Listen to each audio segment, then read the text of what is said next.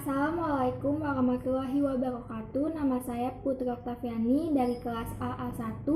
Nomor NIM saya 331211320137. Di sini saya akan menyelesaikan tugas Pancasila saya.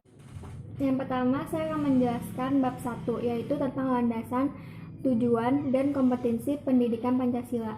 1.1 Landasan pendidikan Pancasila. Landasan ada 4, yaitu landasan secara historis, landasan kultural, landasan yuridis, dan landasan filosofi. Selanjutnya ada tujuan pendidikan Pancasila, yaitu untuk menjamin kelangsungan hidup dan kehidupan generasi penerusnya selaku warga masyarakat bangsa dan negara agar berguna. Selanjutnya yaitu ada kompetensi yang diharapkan dari pendidikan Pancasila.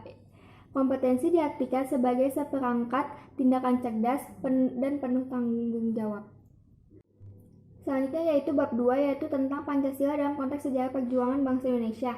Perkembangan unsur-unsur pembentukan nilai-nilai Pancasila, yaitu yang pertama ada unsur Pancasila pada zaman asli atau awal, yang kedua unsur Pancasila pada zaman pengaruh kebudayaan Hindu-Buddha, yang ketiga ada unsur Pancasila pada zaman pengaruh budaya Islam, yang keempat ada unsur Pancasila pada zaman pengaruh budaya Barat atau kolonialisme, dan yang terakhir adalah unsur Pancasila pencarian untuk kebudayaan nasional Indonesia.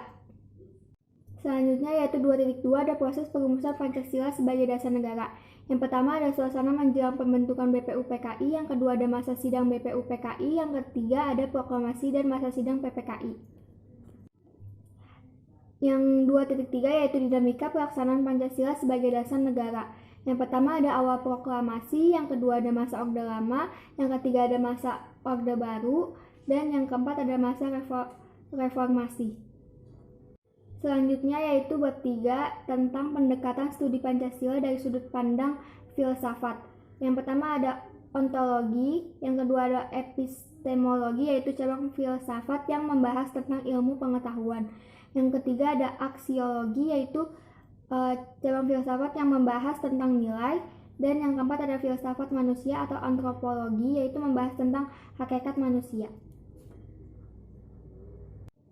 Selanjutnya yaitu bab 4 tentang Pancasila sebagai ideologi nasional. Ideologi terbuka adalah ideologi yang dapat berinteraksi dengan perkembangan zaman dan adanya dinamika internal yang memberi peluang kepada penganutnya untuk mengembangkan pemikiran baru yang relevan dan sesuai dengan perkembangan zaman. Selanjutnya yaitu bab 5 tentang Pancasila sebagai etika politik.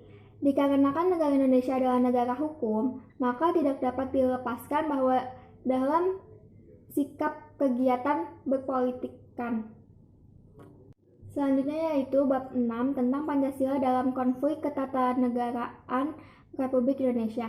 Menurut Suyadi ditinjau dari aspek filosofis, makna Pancasila sebagai sumber tertib hukum RI adalah nilai-nilai luhur yang terlekat pada keberadaan bangsa Indonesia.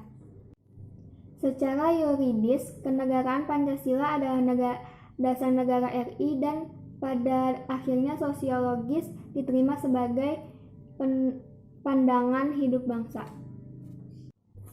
Selanjutnya yaitu yang terakhir bab 7, yaitu Pancasila sebagai paradigma kehidupan bermasyarakat, berbangsa, dan bernegara.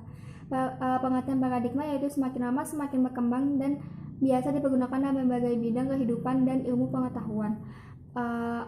Ada bermacam-macam paradigma, yaitu yang pertama ada paradigma sebagai pembangunan nasional, kedua Pancasila sebagai paradigma pembangunan bidang politik dan hukum, ketiga yaitu Pancasila sebagai paradigma pembangunan bidang hankam, yang keempat adalah Pancasila sebagai paradigma pembangunan bidang sosial budaya, yang kelima ada Pancasila sebagai paradigma pengembangan iptek, yang keenam ada Pancasila sebagai paradigma pembangunan bidang ekonomi, yang ketujuh ada Pancasila sebagai paradigma pengembangan kehidupan beragama, dan yang ke-8 adalah paradigma sebagai reformasi.